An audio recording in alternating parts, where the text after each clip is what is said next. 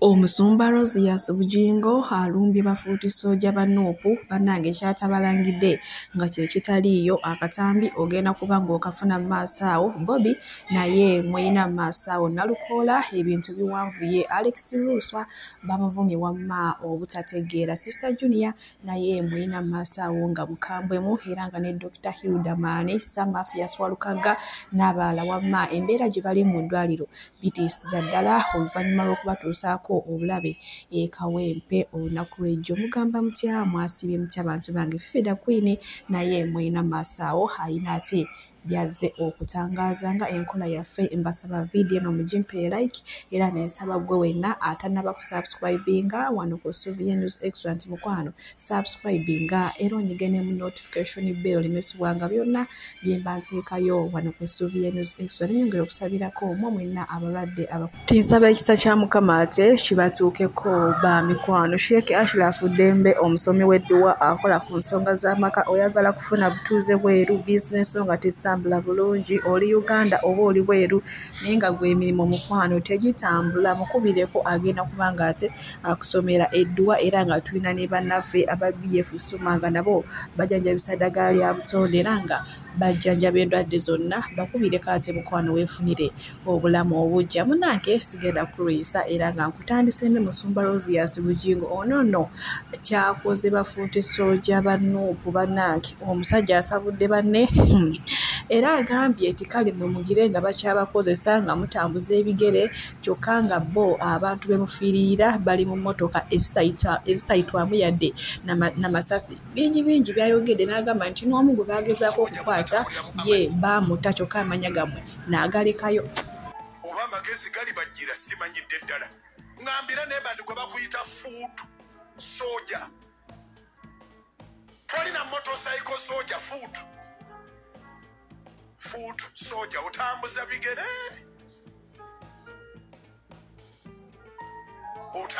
bigere mbuwakanya bobanno tebawakanya bokuli abakulira nabo bawakanya ne batambulira mu zitayitamu masasi.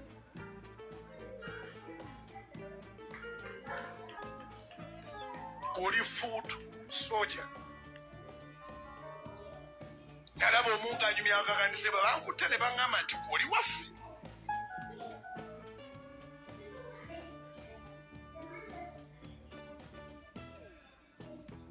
Zanogaba wanakati of course abadde akuyita atya oli musiru olikeredde politics w'ekika kyewammwe oli mu politics atakwatako amanya lisiti yagirekayo ye naakomawo. Oli fuutu ekivaamu olifuuka fuutu sooja.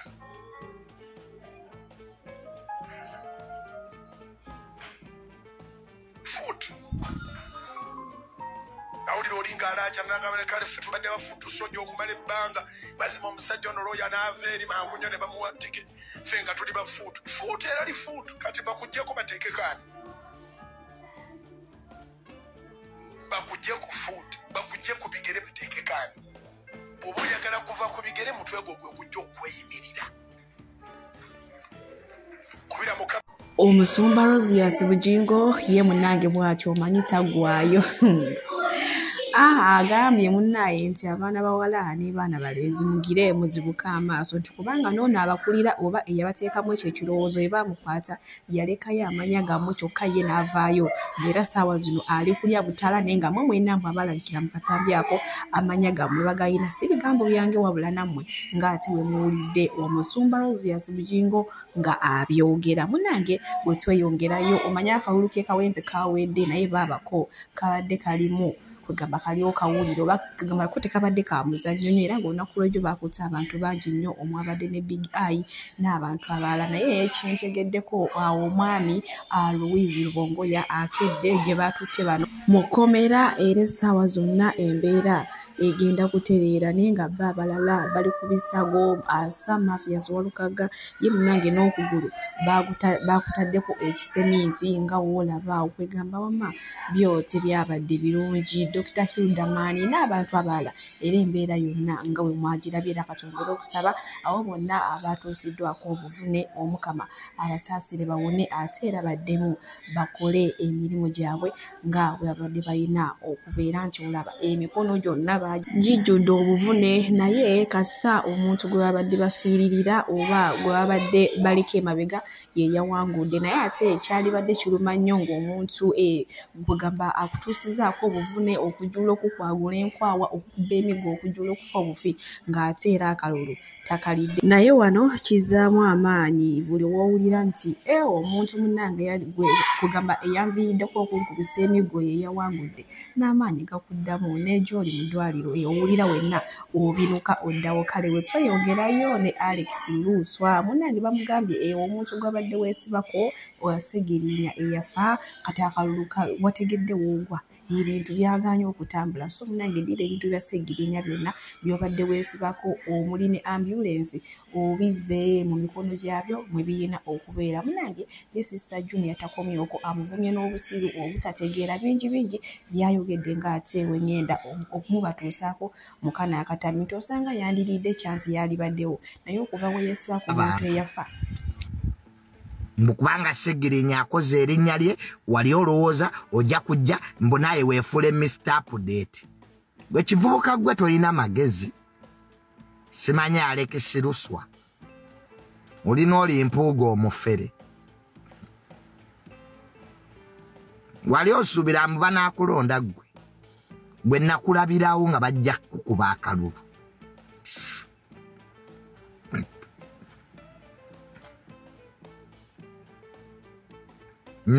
nakugambirawo ebyo ebyekiferefere mu byobufuzi tebikola abantu balonda bantu be bamanyi be balabyeko toyinza kuva eri mufere gwe bonze nze PA wa Segirinya nakati ddayo obyasame mu ddaame lya Segirinya mwoli and find jobs mugende munoonye emirimu. The fact is Nalukola was the best candidate. Sister Junior bwato munange bwavuddeyo n'ategeeza nti amazima googerwako Nalukola kyo kibadde kiriraga bwerazi nti alina okuwininga kati maaso wano waliwo yavuddeyo ne yeemulugunya mbu Nalukola talina qualities za bukulembeze wadde n'akatono kebeere half oba kwota mbu tagiina ngenda kubanga akatambi nga batuusaako ate namwe musobole okumwerabirako ye kennyini ng'abitebya ng'abyogera nange mbu talina yadde n'akatono. Munange n'ebintu bizibu oyo gonyooma ate yali ambana munyiga keka wempe kino ngenda kyogere temunyiga umanyi munyiga mangu n'alikodinga tandikire eno ewala gye ntandikidde tolikodingako wali wokka amazima gali nti wadde Nalukola tumwagala wa Nuupu ne Nalukola talinaamu kalakita n'emu ya bukulembeze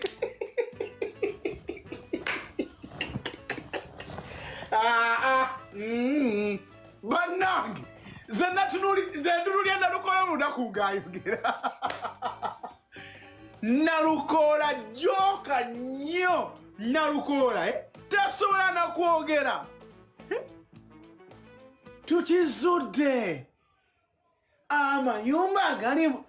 agenda kuvuga ati gwogenda kuyisa bbiru ki Nalukola n'ako akaloboozi mwalabako bbiru eddulago kati wallahi bilaita lai kamala okuhasimanya wa vidiyo nagirabye ku peegi yani Nalukola yabadde ali mu kwogera nga Ssenyonyi amutunuulidde bw'ati nenga ne Ssenyonyi naye muli mutima agamba Nalukola ade tukuwa akalule you don't deserve this sijja kulimba Nalukola kutoka bot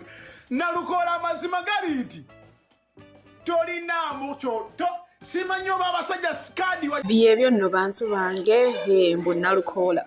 talina qualities zifuga ne bannaye kasita munange mukama yakikoze ye yalidde ate abadde balina ezifuga ate munange bakalulu ne kababuula naye nga we tuli munange nenga omuntu okuvayo n'ayogera ekimuli ku mutima si musango. Abalungi abatuwuliriza era abatulaba olunaku olwaleero tukyaddeko ewa Sheikh Ashraf Dembe. Sebo sanyusa okubalaba amannya agange yeze Sheikh Ashraf Dembe akola ku bizibu by'enjawulo omuntu singa aba alina ebirwadde musomereddwa tumwa amazzi ga lukuya nga bw'obadde ogalaba tugenda abantu ku kyoto ne twokya emizimu emibi egibabaamu n'okulomba edduwa abantu singa abeera ng'ali wano atuuse sobola okumulombera edduwa ne waba atatuuse nga mpadde amannya ge naye ng'ali wala neetaase ennamba yange yeeno eri 0701763711 nammwe bannyinaffe abali ebweru oyagala okuba nti oyagala okulombera ku dduwa ng'olina ebizibu viza zibuze amaka gakolongotana sente zikola zimpita mu ngalo ojja kumpeereza ekifaananyi kyo n'amannya go ebyo byokka bijja kummala nja kukulombera edduwa ojja kutereera olunaku olusembayo mu mwezi mba n'edduwa eyawamu ffenna n'abalwadde bange abakadde n'abapya. Salaamu alaikum warahmatullahi wabarakatuh.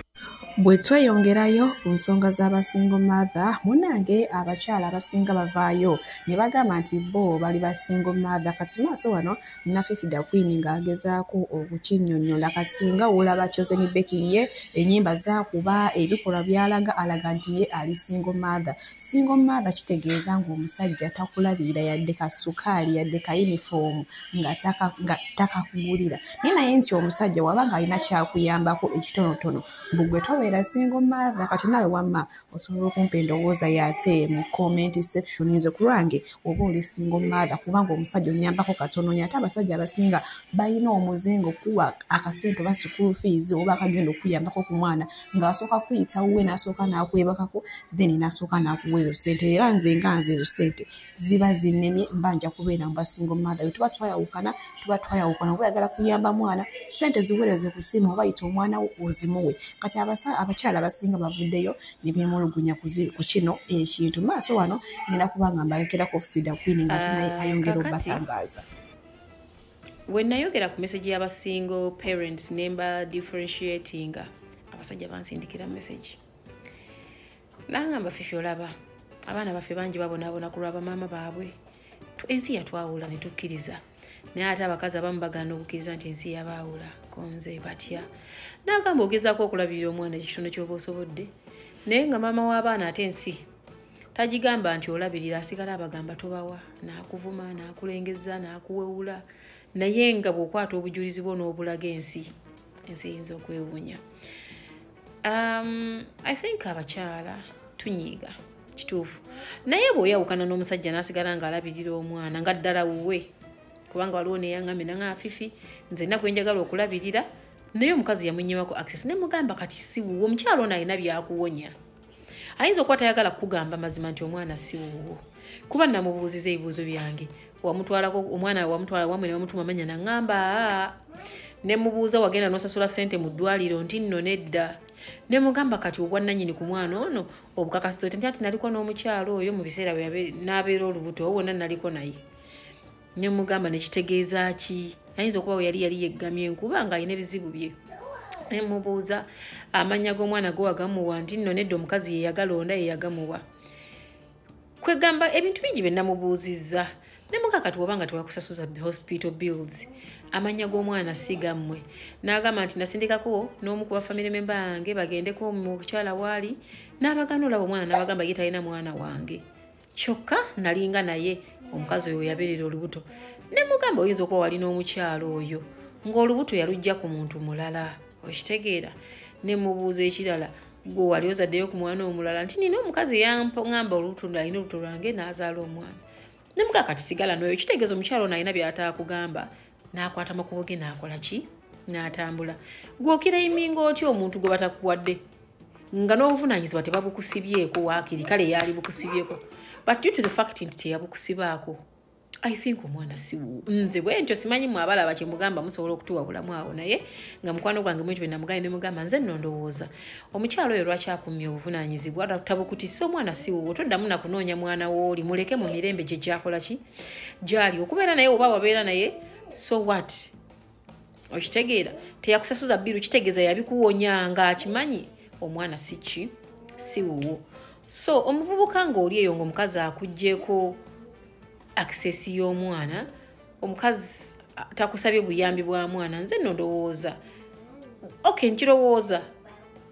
ayinza okuba siwuwo ng'omukazi yagamba saagala bimuteekamu saagala kumpita mubi at the end of the day tuddeyo ku bakyala baba don't make noise tuddeyo ku bakyala abamenya abasajja abakooya abasajja leero abakyala mugenda kunyiga mulowooze siri kusaidia mwe ndi kusaidia mwe naye olumu musukka omusajja waba alina kyakuwa kya appreciating mu video yange era nagamba some women you don't appreciate kubanga omwana ng'aliko omukono omulala oba gwa mukazi wa musajja nga toli wekka tobeera single parent but you people we are not appreciating abantu abadde bababeererawo mu bulamu bw'abaana bammwe simply because mwayawukana n'abasajja mumwasigala mweyita ba single parents kati bw'obanga omusajja akuwa obuyambi nga tobukireiminga bantu bumanya tobwogera bantu bakulinaanye wabula oyagala kuleka omusajja mubi n'omusabira essaala embi kyokka nga bwofuna ekizibu ky'omwana gy'osaba essaala embi egenda ate ekyo ddukira okima ebirungi njagala okubuuza mutegeera lwakumeka bakazi bannange kubanga omusabira essaala embi agibeere naye ate weerabidde nti obuzibu bw'obufuna obw'omwana naye ng'ate obuzibu bw'obufuna ew'omusajja ono era y'omu gy'oddukira eno gy'osaba essaala embi egende okwawukana n'abantu kirungi mwawukane nabo nze era sikigaana kubanga omukwano gugwawo bugugwawo kwatagago n'oli akwatagage naye bw'aba nga akyasobola okubaako kyawa omwana muleka akimuwe muleka akimuwe nga wuwe bw'aba nga omumye access kitegeeza omwana oyo ayinza okuba si wuwe era we respect your decision kati twogera ku yoone bano ababadde bagamba fifiitu abaana obuyambi naye era bamaama baabwe babagamba tuli babi tulabirira abaana tubaweerera fiizi naye bamaama baabwe bagamba tuli babi nembaga kati mukole bwe muti oba ne baba basoma about nga muteekayo fiizi mutereke obujulizi muli bulaga abaana nti abannaayo omukyalo yayogera bwati naye ekyange kiikino omwana namukola ki omwana namulabirira oli yangambe fifi omukazi nze ngezaako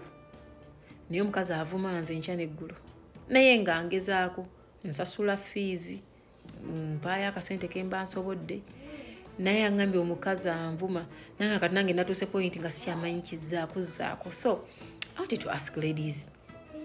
do you some of you enjoy calling yourselves single mothers like nga kibanyumira okukyeyita nga mubeera nga kibanyumira okubeera nga mweyita okubeera ba single mother nga mulina omukisa gwokuba nti temuli ekirala kyembadde mbuuza abaana bammwe bwe baba nga babawadde ekintu mubaleke mulekere omugambi taata we yakuwadde kino mukitegeera kubanga at the end of the day tobasobola mukyala munnanga at the end of the day abaana tobasobola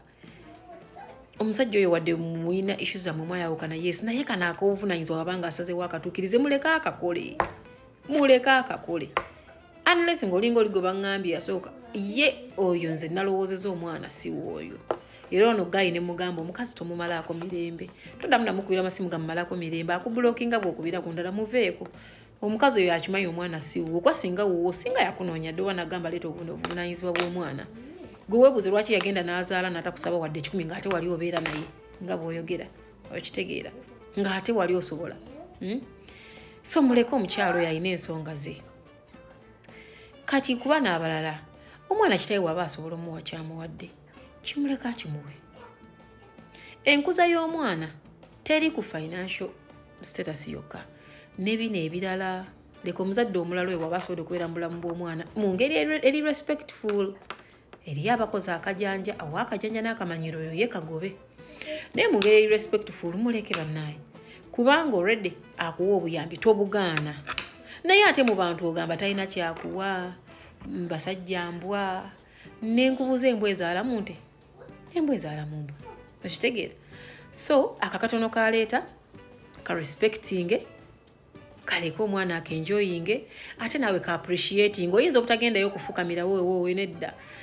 naye toteekawo disrespect y'amaanyi because omusajja banyinyonyodde ne ngamba kati mu butuufu ng'emboozi gye ggweredde ntunuddemu ng'eriyo abaana abali mu kubonaabona olw'abamaama baabwe nga wazaala omwana mu musajja omufudde katego ka trap n'oyiikiririza okw'omusajja n'okijjanyiza okw'omusajja n'ovumira okw'omusajja naye nga n'obuyambi bwakuwa tobwogera ogamba takuwa kati abasajja bano banaalekerawo bagambe amubeere mu bwasingo mother bamumubonebone ogenda kulaba nga abaana babonaabona omwana yali afunayo ak'emitwalo 5 okuva ewa tatewo beesatu kubanga nazo ziba ssente obuzibu abakazi tulina obuzibu tulowooza nti bw'ozaala omwana oba ofuuse katonda balina kukusinza era gwe oba togambako kuba wazaala nedda mukwano njagala tukkiriziganye nti obulamu bw'omuntu bw'oba obuvuddemu wadde wazaala akatono kaba kwadde ka appreciating kuba naye aba alina obulamu obulala bw'okulivinga agendako era azaale n'abaana abalala b'okulabirira okitegeera naye bwe munaabeerawo nga muteekawo embeera ku baana kwe mwagala mugenda malirira mubonyabonya baana bammwe baleme okufuna bye beetaaga at the end of the day era gwe ogenda okukaaba nga maama amulina kino kye mwerabira nti bwe omuyinaawo bw'anaaba alina kyalaaki nga kigenda kunyiga ggwe nga mama ogambe iyo omwana wange kano takafunye so taata we yali akamuwa n'omulemesa okitegeera mu appreciating ekubambi abantu ababeera mu bulamu bw'abaana bammwe oba taata oba si taata ate bw'aba taata w'omwana nga yabusigaddemu nakyo kya appreciating ekyo kitono kyakuwadde kikkirize oki appreciating n'omwana wo kimulage nti daddy yakikuwadde omwana akule nga akimanyi nti niwe waba daddy tasula wano akimanyi nti ndi mwana gyendi okitegeera abaana bangi bakuze nga bakyaye bataata baabwe ng'ensonga eva kuffe bamaama olw'enjiri gye tubawa nti n'akatono taata ke yaleeta tewakaripotinga wasigala nga ogamba basajja mbwa tutututu ate nga bw'alwala oba bw'alina oddukira w'oli embwa gy'ovuma so nze mbadde ndowooza Yesu kunyiga kubawo bomba mwawukanye n'omuntu naye mumala okwawukana n'omuntu nze mbadde nteesa bw'abanga asobola muleke chance eyo mwana aba alina kyamuwadde mwana omugambe kino daddy we yakikuwadde you lose nothing at the end of the day kubanga era ye taata we unless ng'olinga oli gwe bagamba toddamu kuzungu no mwana si wuwo oyo ate naawe manya bakikugambye kiveeko omwana taba wuwo tolemera ku mukazi kumumalako mirembe okitegeera so byebyo baganda bange ensonga zange ez'olwaleero